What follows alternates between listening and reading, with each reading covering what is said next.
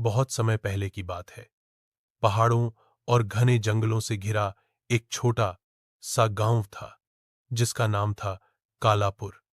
दिन के समय यह गांव उतना ही शांत और सुंदर लगता था, लेकिन जैसे ही सूरज डूबता वातावरण रहस्यमय और भयावह हो उठता। गांव के बीचों बीच एक प्राचीन खंडहर खड़ा था। लोग उसे ड्रमनी महल कहते थे। यह महल अब टूटी दीवारों और जंगली बेलों से ढंका खंडहर बन चुका था।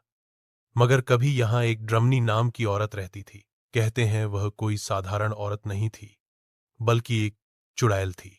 गांव के बुजुर्ग बताते थे कि ड्रमनी सुंदरता में अपार थी, लेकिन उसका दिल शैतान से भी काला था। वह काले तंत्र मंत्र करती और लोगों की बलि चढ़ाती।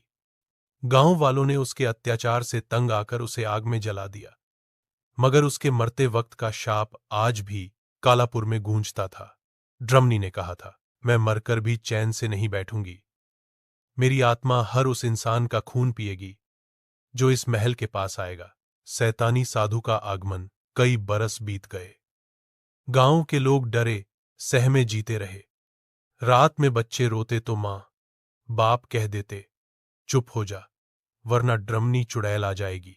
एक दिन गांव में एक अजीब सा साधु आया। उसका नाम किसी को नहीं पता था। लोग उसे शैतानी साधु कहने लगे, क्योंकि उसके चेहरे पर हमेशा एक डरावनी मुस्कान होती और आंखों में अजीब सी चमक। वह साधु गांव वालों को कहने लगा, तुम सब डरपोक हो। मैं उस ड्रमनी चुड़ैल को काबू में कर सकता हूं, लेकिन इसके लिए तुम्हें मेरी पूजा करनी होगी, मेरे लिए बलि देनी होगी। गांव के लोग पहले तो हिचके, पर डर के कारण सब मान गए। साधु ने तांत्रिक विधियां शुरू कर दी। रात रात भर वह खंडहर के पास जाकर आग जलाता और मंत्र पढ़ता। कहा जाता है कि उसकी आवाज सुनकर आसमान तक कांप उठता था।